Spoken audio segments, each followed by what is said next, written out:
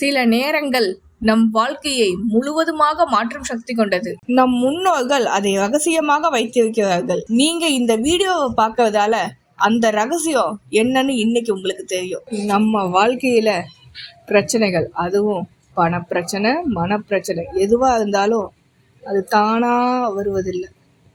நாம சூஸ் பண்ற டைம் தான் எல்லாத்துக்கும் காரணம். இதுல உங்களுக்கு நம்பிக்கை இல்லைனாலும் இதை ஒரு தாட்டி ட்ரை பண்ணி பாருங்க. உங்க வாழ்க்கையில கண்டிப்பா சேஞ்ச் வரும்.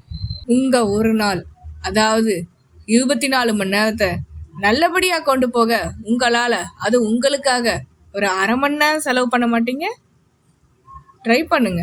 ஒரே குழப்பமா இருக்கா எதை பத்தி சொல்றாங்கன்னு? வேற ஒண்ணும் இல்லைங்க, அந்த 1.5 மணி நேரம் வர பிரம்ம முகூர்த்தத்தை பத்தி தான். பிரம்ம முகூர்த்தத்தில் இந்த 5 செயல்களை நீங்கள் செய்வதால் உங்களிடம் பண கஷ்டமோ மன கஷ்டமோ நெருங்கவே நெருங்காது. வாங்க, தெய்வீக சக்தி உள்ள இந்த நேரம் உங்கள் வாழ்க்கை எப்படி, அதுவும் நல்ல விதமாக மாற்ற போகுதுன்னு பார்ப்போம். பிரம்ம முகூர்த்தம்னா ஃபர்ஸ்ட் என்னன்னு பார்ப்போம். சூரியன் உதயத்துக்கு முன்னாடி வர 1.5 மணி நேரம் தான் பிரம்ம முகூர்த்தம். அதாவது காலை 4 மணில இருந்து 5:30 மணிக்குள்ள. ஏன் இந்த நேரம் இவ்வளவு முக்கியமா?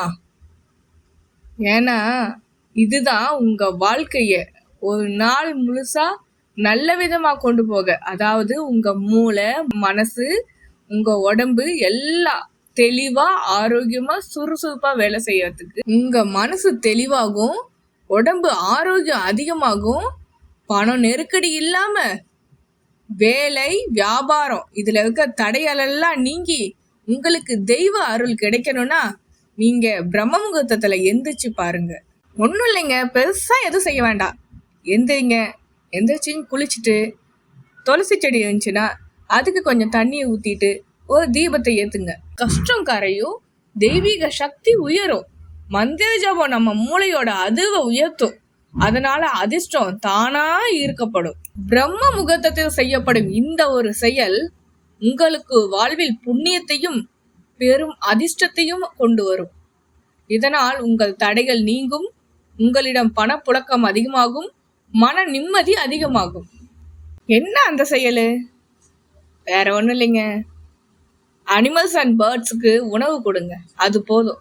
அதுல உங்களுக்கு மன திருப்தியும் கிடைக்கும். கடைசியா ஒரு 10 நிமிஷம் அமைதியா உட்காந்து தியானம் பண்ணுங்க.